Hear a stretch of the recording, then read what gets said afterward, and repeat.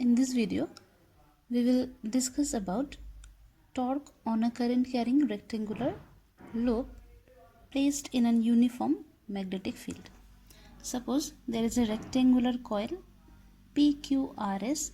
It is placed in a magnetic field B. Okay, this is the uniform magnetic field, so that is why you can see that the these lines, magnetic field lines, are parallel to each other, and the intensity of the field is B. The coil is placed like this. So like this means it is making some angle with the magnetic field, right? The coil is not on this plane. If the coil is on this plane, then the coil is actually perpendicular to the magnetic field line, but the coil is like this in this plane, and this coil has made some angle with the magnetic field.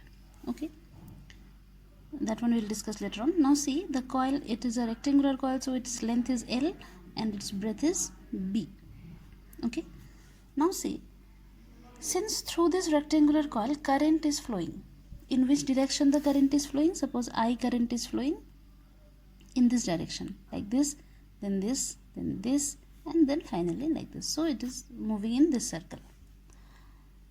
Now see, on these four sides of the rectangle there will be four forces. Why the forces will be created on the four sides? Because we know that where there is a magnetic field, where there is a current, there is a force. The formula we know, F is equals to Q into V cross B, one formula, but for conductor basically we use I into L cross B. Okay, that means this formula, F is equal to I into L cross B.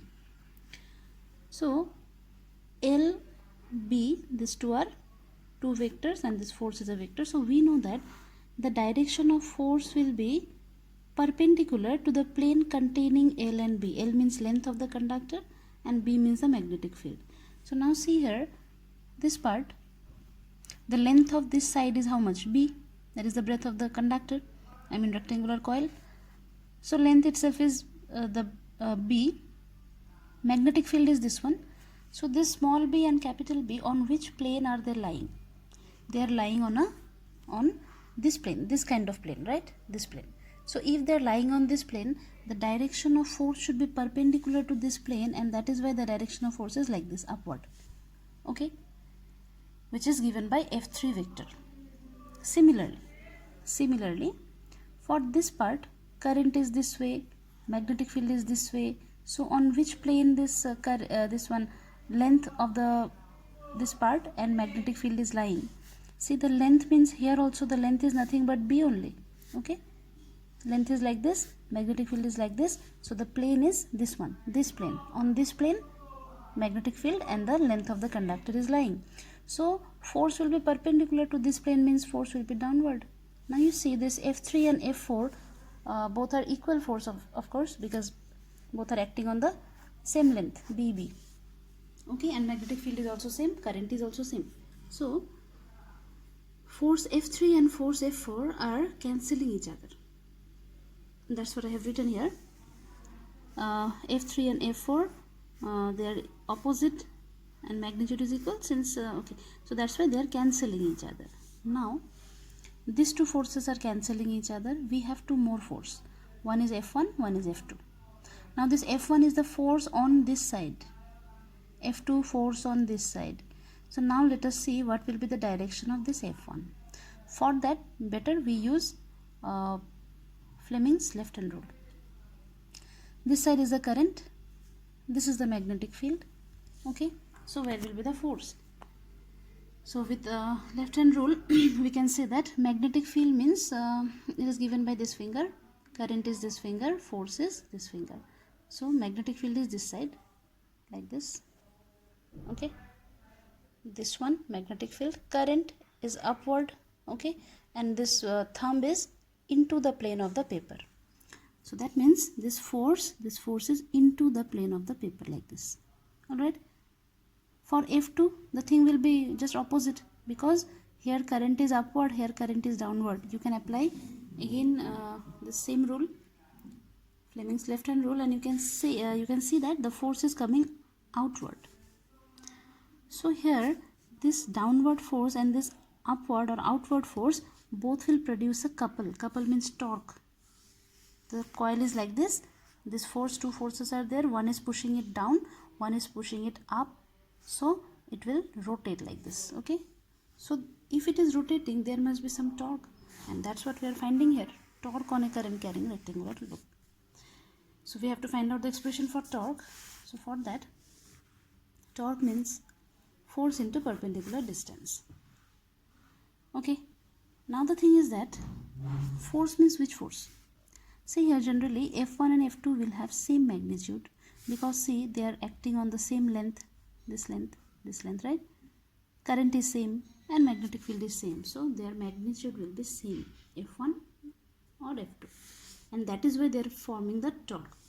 So this force, you can write the value of any one of the force, F1, it may be F2, anyone. So but in both the cases, this will be the value, because we are using this formula, no? F equal to I into L cross B.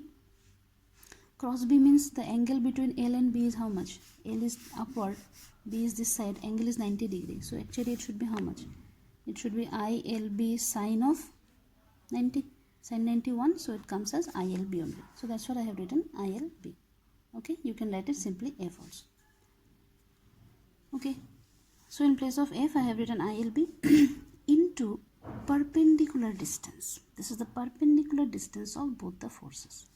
Okay, here you have to remember certain things. See, this theta is the angle between, this part I have drawn here, okay, this one, this SR, this is SR, okay.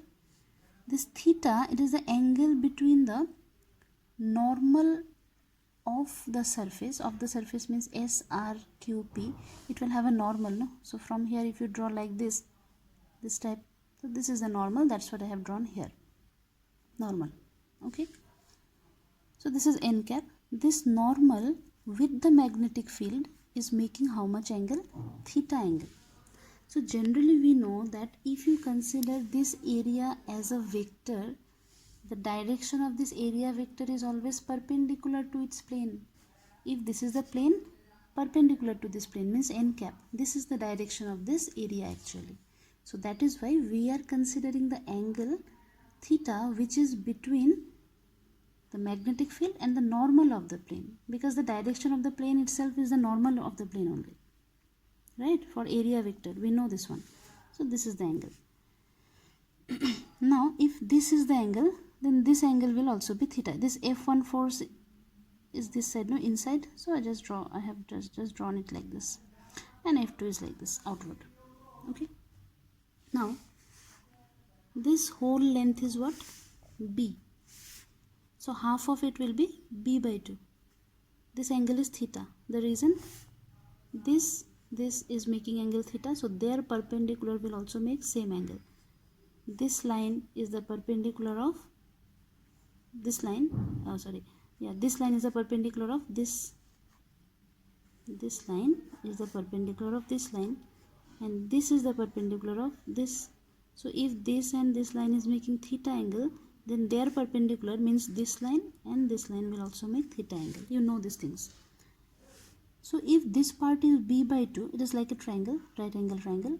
This part is B by 2, then this part will be along the perpendicular, it will be B by 2 sine theta. Okay. So if this is B by 2 sine theta, then remaining part will also be B by 2 sine theta. So the distance, this one we are finding, perpendicular distance between both the forces. One force is this way, one force is this way. Their perpendicular distance is actually this line. And this line is how much? B by 2 sine theta plus B by 2 sine theta means B sine theta. Can you follow? So perpendicular distance I have written B sine theta. Okay. Now you substitute the value of F is this one. B sine theta, multiply this one. Now see, this is the length of the coil, breadth of the coil. It gives us area of the coil, A, capital A. So finally we got IAB sine of theta. For n number of turns, that means in this rectangular coil, if you have n numbers of turns, here we have only one turn, no? So in this way, if there are many turns, n number of turns, then this equation will get multiplied with n, this one. Okay. One very important thing to remember, theta is the angle between the normal of this plane and magnetic field. In some book you may get it in the form cos theta also, but if it is cos theta, they have taken the angle theta, which is the angle in between the plane of the coil and the magnetic field, means this angle theta, where there is cos theta. Okay, but we have taken the angle, which one? Angle between the normal of the plane and magnetic field, this angle. So that is why in our expression we got sin theta.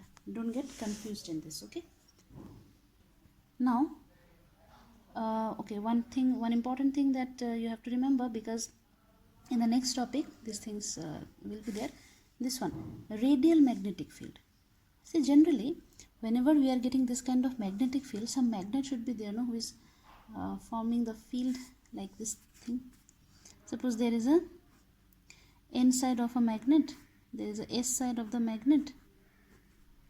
The magnetic field goes like this from N to S, like this. So this is the magnetic field that we considered here, this B. So that means this side somewhere there is an N pole of a magnet, this side we have S pole of a magnet. Okay, now what happened is, from this formula sin 90 gives us 1. So this is the when sin 90 becomes 1, we get the maximum torque, which is NIAB. So generally there are certain devices like galvanometer, moving coil galvanometer. There we use this principle, and there what we want the torque to be maximum always. Okay, so if we want the torque to be maximum always, the value of theta should be 90 degree always. So for that, see here, since the coil is rotating, the coil is sometimes it may be like this, sometimes like this, like this, like this. So it is rotating in this way. So theta 90 degree not possible for this kind of magnetic field, because the coil is rotating, and with the rotation of the coil the value of theta will change. So that is why to make theta 90 degree, a different type of magnetic field is considered, that is called radial magnetic field. Radial magnetic field means the shape of the magnets are like this. Here it was like a rectangle, no? This is the shape of the north pole, south pole. Here the north pole is like this, concave shape. South pole is also like this. So if the shape of the magnets are changed, this is called radial magnetic field. So in this type of shape, what happens is, magnetic field for every orientation of the coil. Suppose if the coil is like this, then also some magnetic field will be there which makes an angle 90 degree with the perpendicular of the coil. If the coil rotates like this, then also some magnetic field will make an angle how much? 90 degree. If the coil is like this, then also some magnetic field lines will make an angle 90 degree with the coil. Okay, so that means in every possible orientation, or for every possible orientation of the coil, we are getting some magnetic field lines which are making an angle 90 degree with the perpendicular of the coil. If it is so, in that case for every orientation we are getting a constant value of tau, which is NIAB. And in which case this thing is applied? For moving coil galvanometer. In next topic we will discuss about moving coil galvanometer.